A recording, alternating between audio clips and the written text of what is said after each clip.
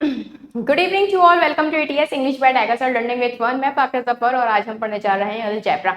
Algebra में हमारा value putting method चल रहा था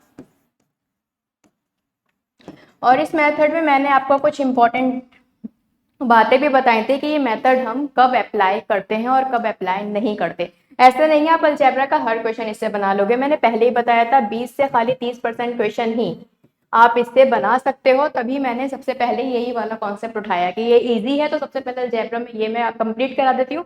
फिर आइडेंटिटी पे बेस्ड आपके क्वेश्चंस रहेंगे और फिर हम वो स्टार्ट करेंगे। ठीक है, तो आज इसकी थर्ड क्लास है और आज का जो वैल्यू पुटिंग मेथड रहेगा उसमें सिर्फ आपको एक ही वेरिएबल जीरो करना होगा और मतलब एक तरह से सिर्फ आपको वैल्यू क्या रखनी होगी, जीरो रखनी होगी और जीरो रखते ही आपका आंसर आ जाएगा। इसमें आपको ये सब नहीं देखना कि कितने जो है इक्वेशंस हैं और कितने वेरिएबल हैं, इस चीज से मतलब नहीं होगा। सिंपली क्या रखना है आपको, जीरो, और जीरो रखोगे आंसर आएगा। ठीक है, तो इस तरह के क्वेश्चन आप तभी एग्जाम में जाकर कर पाते हो जब आपने पहले से की हो। जाहिर सी बात है आपके माइंड में वही तो इमेज बनेगी ना जो आपने पहले मतलब कभी देखी हो, पहले ट्राई की हो, है ना। तो ये तो इसी तरह से इन क्वेश्चन का जो रहेगा वो इसी तरह से आप एग्जाम में कर पाओगे जब आपने पहले से किए होंगे। ठीक है, मतलब देखने में नॉर्मल क्वेश्चन लगेंगे बट एक वेरिएबल जीरो करने पर एकदम से आंसर जीरो आएगा। ठीक है, तो स्टार्ट करते हैं ये क्वेश्चन, बट उससे पहले हम जानते हैं अपने important Telegram group English by Tiger sir and mathematics by Fakhra ma'am. ठीक है, तो इस ग्रुप में मैं पीडीएफ अपलोड करती हूँ, आप दोनों ग्रुप ज्वाइन कर लेना।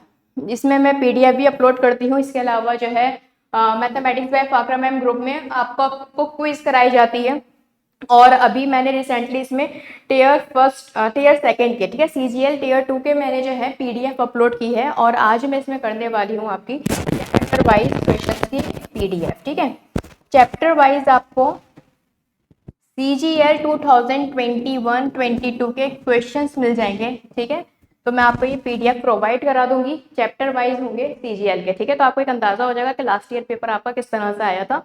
तो अभी जो सीजीएल आया है उसमें आपको हेल्प मिल जाएगी। अच्छा, एक बार और सीजीएल टीयर 2 का सिलेबस चेंज हो चुका है, आई होप आपको पता होगा। नहीं पता तो डोंट वरी, मैं आपके लिए एक वीडियो बना दूंगी छोटी सी जिसमें मैं आपको बता दूंगी कि सीजीएल टीयर 2 में क्या क्या चेंजेस हुए हैं। ठीक है, तो बहुत इंपॉर्टेंट है ये जानना क्या टीयर 2 में क्या क्या चेंजेस हुए हैं। ठीक है, चलो स्टार्ट करते हैं आज की क्लास। गाइस, पहली बार चैनल पर आया तो देखो सब्सक्राइब कर दो और बेल आइकन को प्रेस करना मत भूलना। ठीक है, और जो है वीडियो को ज़्यादा से ज़्यादा स्टूडेंट तक शेयर करना, जितना हो सके अपने सभी फ्रेंड्स सब जगह वीडियो को फैला दो। सही है, तो भाई देखो लिखा हुआ क्या, only let only one variable be zero and get answer. सिर्फ एक वेरिएबल को जीरो करना है और आंसर पाना है। तो बढ़िया कॉन्सेप्ट है ये। देखो किस तरह के क्वेश्चंस रहते हैं। जैसे कि आपका क्वेश्चन यह बनता है, साफ दिख रहा है ना स्क्रीन पे, हाँ सही है। आपसे कहा गया है ए बी सी जो है जीरो है और आपको बताना है A square plus B square plus C square divided by A square minus B C क्या होगा। तो देखो किसी एक को जीरो कर लो। जैसे मैंने कहा यहाँ पर c इज इक्वल्स टू मैं जीरो ले लेती हूँ। c के जीरो रखते ही देखो ये कट जाएगा आपका। चलो यहाँ मैं गंदा नहीं कर रही इसको। ठीक है, तो a plus B is equals to zero, या फिर मैं ये भी लिख सकती हूँ a is equals to minus B. ठीक है, अब मुझे यहाँ पर इक्वेशन में स्क्वायर दिख रहा है, तो अगर मैं स्क्वायर करूंगी तो a स्क्वायर बी स्क्वायर के बराबर आ जाएगा।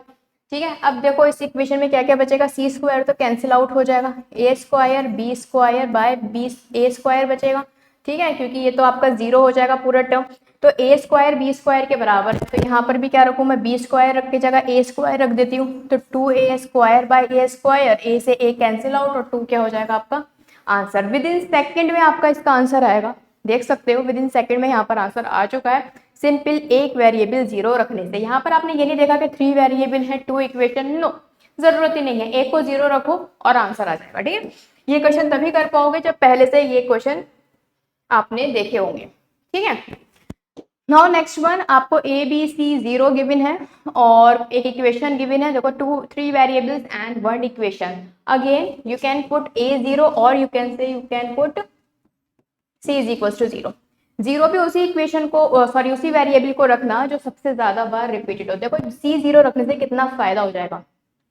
एक तो देखो ये टर्म कट जाएगी, ये भी कटा, ये भी कट जाएगा, ये तो पूरा ही कैंसिल आउट हो जाएगा क्योंकि ऊपर सी आपका जीरो होगा। अगर न्यूमरेटर में अगर जीरो होता है तो पूरी टर्म आपकी जीरो हो जाएगी। सही है, तो यहाँ से क्या बचेगा, अगर आप देखो तो पहले यहाँ यही देख लो, यहाँ पर again A square equals to B square बचेगा।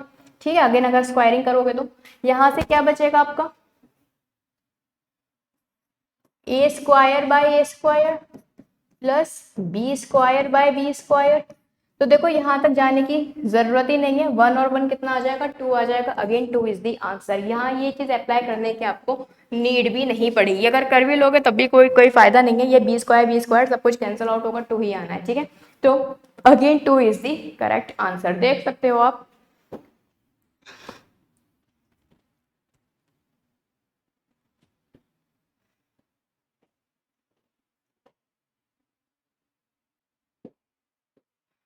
Now move to the next question. Next question कह रहा है आपसे कि ए बी सी आपका 0 गिवन है, ए स्क्वायर और साथ में आपका देखो सेम है, बस साथ में 2 लगा हुआ है ना। सेम क्वेश्चन है, बस साथ में इन्होंने 2 यहाँ पर पेस्ट कर रखा है, अदरवाइज और कुछ भी इसमें नहीं है, ठीक है। अगेन अगर मैं यहाँ पर c इक्वल्स टू 0 लेती हूँ तो ये बन जाएगा मेरा, यहाँ क्या मुझे फाइंड आउट करना पड़ेगा, मुझे A square 2a square plus B square 2b square, ठीक है। ये तो कैंसिल आउट हो ही जाएगा, इससे ये कटा, इससे ये कटा, 1/2 1/2 कितना होता है, 1 आंसर। देख सकते हो कुछ भी नहीं था, मतलब ये क्वेश्चन ऐसे क्वेश्चन है कि आपको ना लिखने की भी नीड नहीं है, ये सब लिखने की भी नीड नहीं है। एग्जाम में जब आपका ये क्वेश्चन इसमें का आता है तो आप जो हो नॉर्मली कर सकते हो without use of any pen, के पेन का तो यूज ही नहीं करना, पॉइंट तक लगाने की आपको नीड नहीं पड़ेगी। साफ साफ दिख जाएगा कि भाई यहाँ पर अगर मैं 0 रख लूंगी, देखो ये टर्म कैंसिल, ये टर्म कैंसिल, तो पूरा ही कैंसिल, तो जाहिर सी बात है ये ए से ए कैंसिल, बी से बी कैंसिल, तो बचेगा क्या आपका हाफ हाफ, और हाफ हाफ ऐड करोगे कितना हो जाएगा 1, ठीक है। सिंपल बढ़िया क्वेश्चन था ना, देख सकते हो। जितना डेंजरस ये क्वेश्चन लगते हैं देखने में, उतने होते नहीं है वैल्यू पुटिंग के मेथड, ठीक है। तो इसलिए कभी भी एग्जाम में जब अलजेब्रा के क्वेश्चन से आपका आप फेस करो अलजेब्रा के क्वेश्चन, तो ये बात ध्यान रखना, पहले ना वैल्यू पुट करके देख लेना। वैल्यू पुट करके देखोगे तो आंसर आता तो बहुत बढ़िया बात है, नहीं तो फिर आप आइडेंटिटीज को फॉलो कर सकते हो, ठीक है। जब हम मिक्स क्वेश्चन करेंगे ना अलजेब्रा के, तब आप ये चीज और भी अच्छे से सीखोगे। अभी तो हम जो है टॉपिक वाइज पढ़ रहे हैं। ओके, नेक्स्ट क्वेश्चन है आपका X Y Y Z and X Z आपका 1 है और आपको वैल्यू फाइंड आउट करनी है इसकी। तो देखो कोई ऐसी टर्म 0 करो कि मतलब ज्यादा से ज्यादा आपका फायदा मिल जाए। जैसे कि अगर आप जो आपको फाइंड आउट करना है उसमें मुझे सबसे ज्यादा y दिख रहा है, ऊपर भी y है, नीचे भी 2 बार y है, तो क्यों ना इस बार हम y को 0 पुट कर लें। और ये चीज मैंने आपको पहले भी बताई थी, जो वेरिएबल सबसे ज्यादा हो ना उसको ही एलिमिनेट करने की सोचा करा करो, ठीक है। जैसे कि WWE में नहीं होता, जब रेसलिंग में जो है रॉयल रंबल्स होती है, तो जो सबसे डेंजरस होता है ना उसमें जैसे ब्रॉन स्ट्रोमैन, तो सबसे पहले ना उसको ही धकेल के बाहर फेंका जाता है, क्योंकि वो सबसे बड़ा होता है। अगर उसको नहीं फेंकेंगे ना तो वो अपने साथ कई को लेके गिरता है, ठीक है। मतलब कई को एलिमिनेट कर देता है वो जब वो रिंग में आता है, तो उसका ये रोला रहता है। तो इसलिए ना यही चीज आपको मैथमेटिक्स में करनी है, स्पेशल अलजेब्रा में, जो सबसे ज्यादा आपको दिखे, ठीक है, उसको ही 0 कर दो, ठीक है। वरना क्या होगा, वही आपको दिक्कत पहुंचाएगा। तो इसलिए जो दिक्कत पहुंचा रहा है उसको ही एलिमिनेट कर दो, बेस्ट मेथड है, ठीक है। तो y को आप रख दो 0, तो यहाँ पर आपको क्या मिल जाएगा, देखो ये टर्म 0, ये टर्म 0, तो आपको zx बराबर 1 मिल जाएगा। इधर आ जाओ, ये तो पूरा आपका 0 हो जाएगा, ठीक है। ये 0 यहाँ पे से बचेगा x, ये 0 यहाँ से बचेगा कितना आपका z। अब xz की वैल्यू क्या है 1, तो यहाँ पर 1 पुट करोगे तो क्या आ जाएगा 1 आ जाएगा, ठीक है। तो 1 is the answer. I hope ये क्वेश्चन आपको क्लियर होगा, ठीक है। बढ़िया क्वेश्चन था ये। तो वैल्यू पुटिंग में आपको जिन मेथड का मतलब जिन पॉइंट्स का आपको ध्यान रखना है, वो सारी चीजें मैंने अपने प्रीवियस लेक्चर में बताई हैं। तो प्लीज जाकर आप प्रीवियस वीडियो देखो, डायरेक्टली इस करोगे क्वेश्चन, डायरेक्टली वैल्यू पुट करने की कोशिश करोगे तो गड़बड़ी कर सकते हो। आपको पहले ये पता होना चाहिए कि वैल्यू हम कब पुट करते हैं और कब नहीं करते हैं, और इसके लिए आपको मेरे प्रीवियस सेशन देखने होंगे, तभी आप ज्यादा अच्छे से समझ पाओगे, ठीक है। चलो आगे बढ़ते हैं, then move to the next question. Question है आपका x plus Y plus Z is equals to 0, 3y square आपको गिवन है। तो अगेन क्या करें, इसमें सबसे ज्यादा क्या दिख रहा है, एक तो देखो ये चीज बहुत खल रही है y x z है ना, और अच्छा y यहाँ पर भी है और y यहाँ पर भी है, कांस्टेंट के साथ है, तो अगेन कांस्टेंट खलेगा, है ना। कांस्टेंट जो है यहाँ पर जो है बर्दाश्त नहीं हो रहा, तो ऐसा करो कांस्टेंट को ही 0 बनाने के लिए y को 0 पुट कर लो, ठीक है। यहाँ से मिल जाएगा आपको x plus Z is equals to 0, और यहाँ से अगर देखो y से y कट जाएगा तो x प्लस जेड स्क्वायर मिल जाएगा, यहाँ से ये 0 हो जाएगा तो माइनस का जेड एक्स मिल जाएगा, ठीक है। अब देखो यहाँ से जब आप स्क्वायर करोगे, 1 के तो बराबर नहीं था ये, नहीं 0 के बराबर था। अब देखो यहाँ से जब आप स्क्वायर करोगे तो क्या मिल जाएगा, X square plus Z square is equals to minus का 2xz हो जाएगा ये, ठीक है, नो इशू। अब यहाँ पर 2xz की वैल्यू मैं यहाँ पर रख देती हूँ, माइनस का 2xz एंड आपका xz माइनस का, माइनस से माइनस कैंसिल, xz से xz कैंसिल, क्या बचा 2, और यही क्या हो जाएगा आपका आंसर। सही है, सिंपल, बढ़िया था क्वेश्चन। तो देखो अलजेब्रा में सिंपल सिंपल क्वेश्चन है। अच्छा एक बात मुझे आपको और बतानी थी, मुझे याद आ गई है कि आपका क्रैश कोर्स स्टार्ट होने वाला है 26, यहां लिख देती हूं मैं,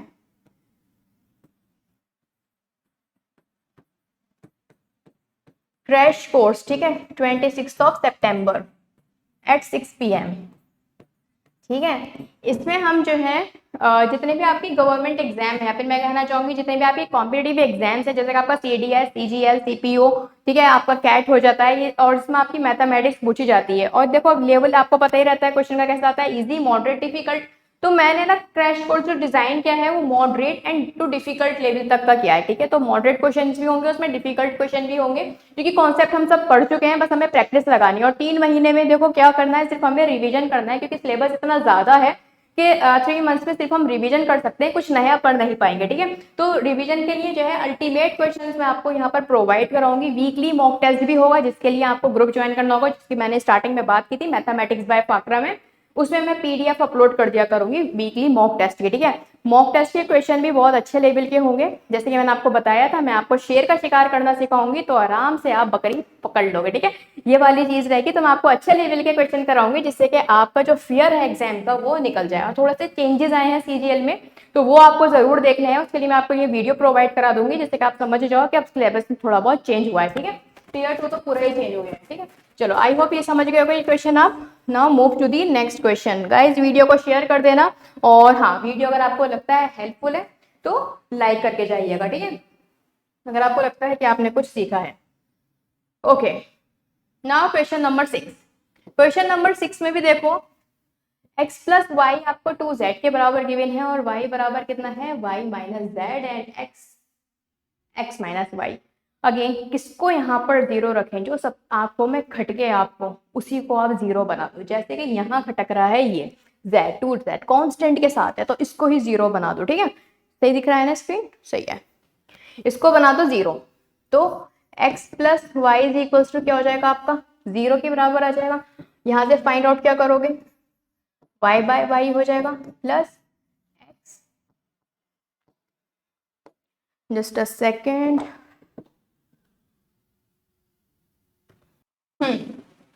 ठीक है। यहाँ पर चेंज कर लो, थोड़ा सा चेंजेस होंगे क्वेश्चन में। यहाँ पर x माइनस वाई नहीं है, यहाँ पर x माइनस जेड है, ठीक है। चलो अब देखो x प्लस वाई तो आपका 0 है, ये तो आपका कितना हो चुका, अरे यार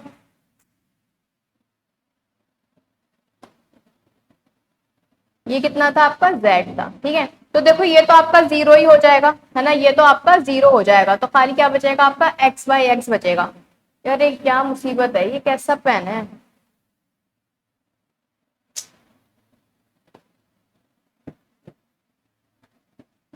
अब वो येलो से हो गया, x माइनस जेड, ठीक है। अब यहाँ पर जब मैंने जेड को 0 रखा है, तो जाहिर सी बात है x माइनस एक्स बचेगा, ये वन कितना हो जाएगा 2, 2 क्या हो जाएगा इसका आंसर। इसकी नीड ही नहीं पड़ेगी, इसको नीड ही नहीं है आपको इस वाली इक्वेशन की, ठीक है। डायरेक्टली यहाँ से 2 आंसर आ जाएगा। तो मैंने जैसे कहा था, एक वेरिएबल रखोगे 0 और आंसर पाओगे विद इन सेकेंड में। तो आपको लगता है इन तरह के क्वेश्चंस में आपको पेन भी लगाने की नीड है, एकदम सिंपल क्वेश्चन है। सिंपली आपको क्या करना था, किसी एक वेरिएबल को 0 बनाता है, 0 भी किसको बनाओगे, तो सबसे ज्यादा आंखों में खटके, जैसे कि मैंने बताया था यहाँ पर कांस्टेंट के साथ ये खटक रहा था z, तो इसको ही मैंने 0 बनाया, देन आपका जो है इक्वेशन पूरी की पूरी सॉल्व हो गई, ठीक है। चलो now move to the next question, question number 7। Again यहाँ पे किसे हम 0 बनाएं, किसी को भी बना लो, क्यू रख लो 0, नो इशू। क्यू को अगर 0 रखोगे तो 1 माइनस 0 1, तो ये आपका बचेगा अंडर रूट में 1 minus P square equals to root 3/2। अगर स्क्वायरिंग बोथ साइड करोगे तो 1 माइनस पी स्क्वायर हो जाएगा 3/4, और या फिर पी स्क्वायर की वैल्यू कितनी आ जाएगी 1/4, एंड या फिर मैं कह सकती हूँ और p किसके बराबर आ जाएगा 1/2 के बराबर आ जाएगा। ठीक है, जब आप स्क्वायर रिमूव करोगे तो 1/2 के बराबर ही आ जाएगा। ठीक है, ऑन दी अदर हैंड यहाँ देखो ये जीरो हो जाएगा, ये जीरो हो जाएगा, ये जीरो, ये जीरो, तो सिंपली क्या बचेगा यहाँ से 2p स्क्वायर प्लस, हाँ 2p स्क्वायर। ठीक है, ये आपका बचेगा। डायरेक्ट चाहो तो 4 रख दो 1/2 1/2, या फिर अगर फाइंड आउट करोगे तो √2p आएगा प्लस √2p आएगा। वैल्यू रखोगे तो क्या आ जाएगा यहाँ पर, ठीक है, हाफ ऑफ वैल्यू रखो तो कितना आ जाएगा √2, और √2 ही क्या है इसका आंसर। वैल्यू पुट करोगे तो क्या आ जाएगा √2 आ जाएगा, और √2 ही क्या है आंसर। सिंपल। देखो देखने में कितना डेंजरस सा लग रहा है क्वेश्चन, ऐसा लग रहा है यहाँ पर जो है सिंपली आपका ए पी प्लस क्यू का होल स्क्वायर यहाँ पर है, फिर साथ में 2 भी है, तो लगता है जैसे कि किसी आइडेंटिटी का यहाँ पर यूज किया जाएगा, लेकिन ऐसा है नहीं। तभी मैंने कहा पहले वैल्यू पुट करके देख लो अलजेब्रा के क्वेश्चन में कितना देर लगेगी।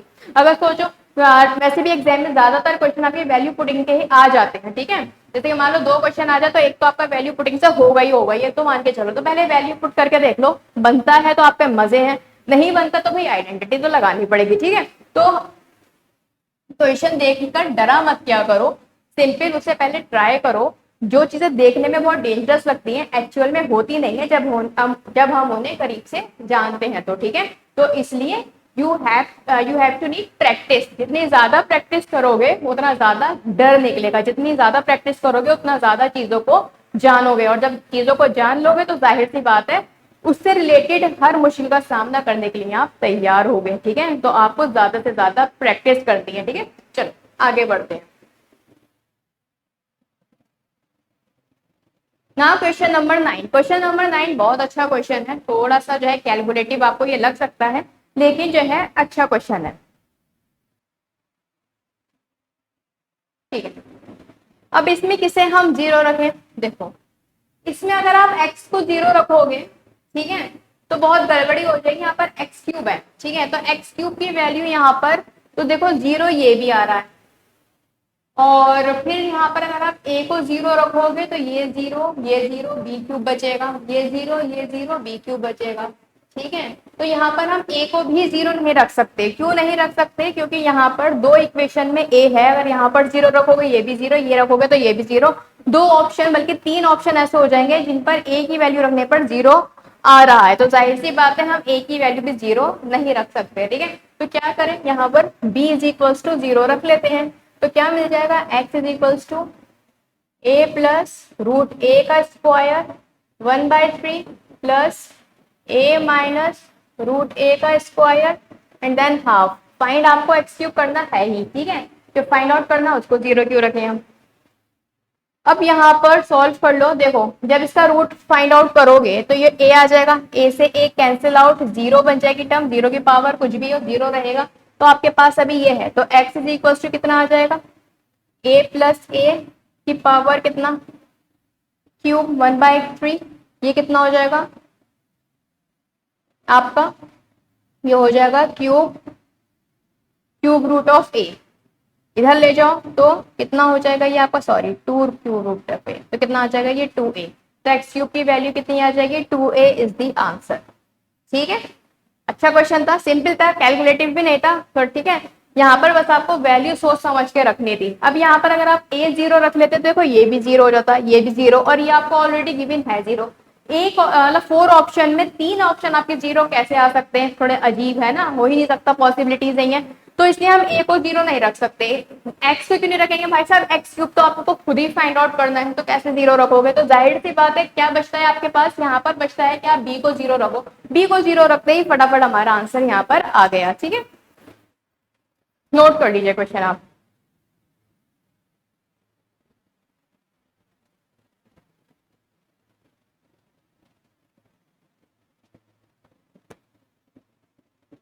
Now question number 10। Question number 10 थोड़ा हटकर है, इसमें आप 0 नहीं रख सकते वैल्यू।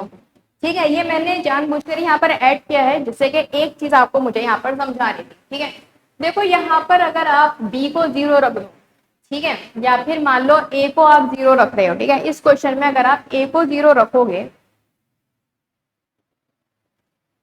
तो क्या होगा, B C is equal to 0, it means B भी 0 और सी भी 0। और ऐसा कैसे हो जाएगा, अगर ये सभी 0 हो जाएंगे तो डिनोमिनेटर में आपका 0 हो जाएगा, जो कि पॉसिबल नहीं है। ठीक है, तो यहाँ पर आपको पता है कि डिनोमिनेटर में हम 0 नहीं रखते हैं, ठीक है, इनफाइनाइट हो जाता है, तो इसलिए जो है हम यहाँ पर टर्म को 0 नहीं कर सकते। ठीक है, तो लेकिन हम जो है 1 2 तो 3 रख सकते हैं ना वैल्यू, तो यहाँ पर अगर मैं 1 1 रख लूं तो ज्यादा बेस्ट रहेगा। लेकिन उससे पहले देखो एक चीज समझो, कोई मान लो रेशियो है 3/4, ठीक है, अगर मैं जो हूँ डिनोमिनेटर एंड न्यूमिनेटर को 2 से मल्टीप्लाई करा दूं तो ये इक्विवेलेंट फ्रैक्शन बनेगी ना। ठीक है, इसी तरह से अगर मैं इसको 3 अगेन 2 से मल्टीप्लाई करा दूं 3 से, ये एक इक्विवेलेंट फ्रैक्शन हो गई। इसी तरह से 3/4 को मैं 3 से ऊपर और 3 से नीचे मल्टीप्लाई करा दूं तो 9/12, अगेन ये भी एक इक्विवेलेंट फ्रैक्शन है, ये भी एक इक्विवेलेंट फ्रैक्शन, और किसके इक्वल है, इसके इक्वल है। ठीक है, तो ये मैथ्स का रूल भी है, अगर आप जिस नंबर से मल्टीप्लाई करा रहे हो उसी से आपको डिवाइड कराना पड़ता है। डिनोमिनेटर को जिससे मल्टीप्लाई कराओगे न्यूमिनेटर को भी उसी से मल्टीप्लाई कराना पड़ता है, फर्क पड़ेगा नहीं, इक्विवेलेंट फ्रैक्शन का ही आपका केस रहता है। ठीक है, अब देखो क्वेश्चन के थ्रू आप ये चीज बहुत अच्छे से समझोगे। यहाँ पर अगर मैं b की वैल्यू 1, c को भी 1 रख लेती हूँ तो क्या मिलेगा, देखो a यहाँ पर 1 हो जाएगा, ये पूरा 1 हो जाएगा, और c तो है ही 1, तो ये भी a इज इक्वल्स टू 0। तो मैं कह सकती हूँ 2a इज इक्वल्स टू कितना आ जाएगा, माइनस का 1, या फिर a इज इक्वल्स टू कितना आ जाएगा, माइनस का 1/2। ठीक है, तो a is equals to minus का 1/2 है, b इज इक्वल्स टू 1 है, और c इज इक्वल्स टू भी क्या है, 1 है। ठीक है, तो मुझे ये वैल्यू अगर यहाँ पुट करनी है तो थोड़ी सी जो है कैलकुलेटिव हो जाएगी, और जो है दिल नहीं चाहेगा सॉल्व करने का, क्योंकि हाफ दिख गया और वो भी माइनस भी है। ठीक है, तो फ्रैक्शन की वैल्यू वैसे भी पुट करते हुए दिल नहीं चाहता है ना बिल्कुल भी, हम तो ये चाहते हैं कि जल्दी से जल्दी हमारा क्वेश्चन सॉल्व हो जाए, fraction, cube root, square root, squares, इन सबसे बचे। अगर जो है इंटीजर मिलता है हमें वही बढ़िया हमारा रहता है। ठीक है, ये वाला कॉन्सेप्ट रहता है जिससे कि हमारी कैलकुलेशन इजी हो जाए। तो अगर मैं यहाँ पर, ठीक है, जैसे कि भाई ट्रिपलेट होता है आपका, ट्रिपलेट होता है ना 3 4 एंड 5 का। ठीक है, तो अगर मैं इसको 2 से मल्टीप्लाई करा दूं, इसको भी करा दूं, इसको भी करा दूं, तो ये कितना हो जाएगा, 6 8 और 10, इसका भी ट्रिपलेट होता है। अगेन अगर मैं 3 से मल्टीप्लाई करा दूं, इसको भी 3 से और इसको भी 3 से, तो कितना हो जाएगा, 15 9 और 12, इसका भी ट्रिपलेट होता है। ठीक है, वही सेम केस हम पर रहेगा तो ट्रिपलेट ना, मल्टीप्लाई कराने पे ऐसा तो है नहीं कि राइट एंगल ट्रायंगल ही फॉर्म ना हो, ऐसा तो नहीं है ना। तो सेम हेयर अगर मैं यहाँ पर मल्टीप्लाई बाय 2 करा दूं, ठीक है, तो मुझे क्या मिलेगा, इसकी 2 से मल्टीप्लाई कराओगे तो मिल जाएगा a इज इक्वल्स टू कितना मिलेगा, -1, b is equals to 2 and c is equals to 2, बात बराबर है। ठीक है, बात वही की वही रही, समझ गए। अब हमारे लिए वैल्यू को पुट करना आसान होगा। ये चीज मैंने आपको क्यों बताई, ये चीज इसलिए बताई कि कभी भी आप अगर फंस जाओ या आप इस तरह से वैल्यू आ जाए, देखो अभी तो हाफ था, मान लो अगर 1/6 होता तो क्या करते, दिक्कत होती ना होती। तो इसलिए आप क्या करो, अपनी वैल्यूज को इजी बनाने के लिए नंबर से मल्टीप्लाई करा सकते हो, और वो आपकी सटीक बैठेंगी, सही बैठेंगी। ठीक है, समझ गए इस चीज को। देन बस क्या करना है, वैल्यू को पुट करना है, पुट कर दो। चलो, ए स्क्वायर यहाँ पर 1 हो जाएगा, माइनस का कितना हो जाएगा 4, प्लस 4 माइनस का 1 एंड देन 2। अच्छा, यहाँ पर शायद प्लस का तो नहीं था, लेट मी चेक, यहाँ पर शायद प्लस था।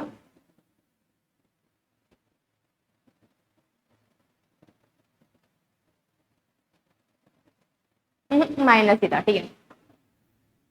ये कितना हो जाएगा आपका, माइनस का ए सी, माइनस का 2, प्लस सी स्क्वायर हो जाएगा 4, और ये हो जाएगा माइनस माइनस, अच्छा प्लस हो जाएंगे क्योंकि माइनस का साइन पहले से ही और माइनस का आपका 1 है। ठीक है, तो प्लस हो जाएगा, सेम ए माइनस का है और उसकी वैल्यू भी माइनस की यहाँ पर, तो कितना हो जाएगा प्लस, और साथ में कितना आ जाएगा 2। तो ये तो हो जाएगा आपका कितना, माइनस का 1, अच्छा 1 है, और ये आपका कितना आ जाएगा BC। ठीक है, 1 माइनस BC, सही है भाई। ये हो जाएगा माइनस का 3, ये हो जाएगा आपका 1 बाय कितना, 2/6 हो जाएगा ये। इट मीन्स 1/3 माइनस का 1/3 प्लस का 1/3 कैंसिल आउट हो जाएगा, 0 बचेगा और 0 ही क्या है इसका आंसर है। सिंपल, ठीक है। देखो अगर हम यहाँ पर ना -1/2 ही लेकर चलते तो तब भी सॉल्व हो जाता, नो इश्यू, तब भी सॉल्व होना था, लेकिन कैलकुलेटिव हो जाता अच्छा खासा। यहाँ पर हाफ में वैल्यू आती, फिर उसका रेसिप्रोकल करते, पूरा फजीता होता, ठीक है। तो सबसे अच्छी बात यह है, इसे हमने नॉर्मल नंबर पे कन्वर्ट किया, देन फिर जो है वैल्यू पुट करी और आंसर विद इन सेकेंड में आ गया, ठीक है। तो आई होप ये क्वेश्चन आपको क्लियर होंगे, आप नोट कर सकते हो, ठीक है।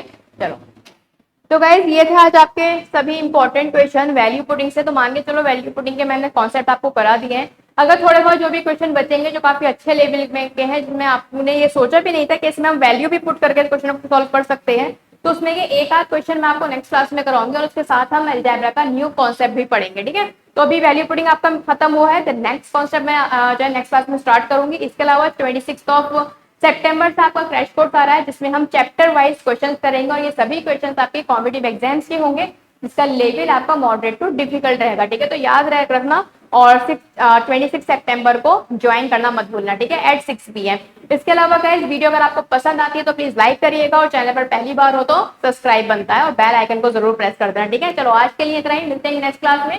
और हाँ, मेहनत करते रहो, 3 मंथ बचे हैं तो बिल्कुल भी आपको कोई सुस्ती नहीं दिखानी है। जितनी भी प्रॉब्लम्स है लाइफ की और जो भी आपके झमेले हैं ना, सबको उठा के रख दो, 3 महीने बचे हैं, सब कुछ भूल भाल के रिवीजन करने में लगा दो अगर चाहते हो अब इस बार एग्जाम क्रैक हो जाए, वरना हर बार की तरह ना इस बार ही रह जाओगे अगर फालतू के मैटर्स में इन्वॉल्व होगे तो, ठीक है। तो जरा न्यूज से बच के रहो, जो न्यूज देखनी है अच्छे लेवल की न्यूज देखो जो आपके एग्जाम के जो पॉइंट ऑफ व्यू से इंपॉर्टेंट है, ठीक है।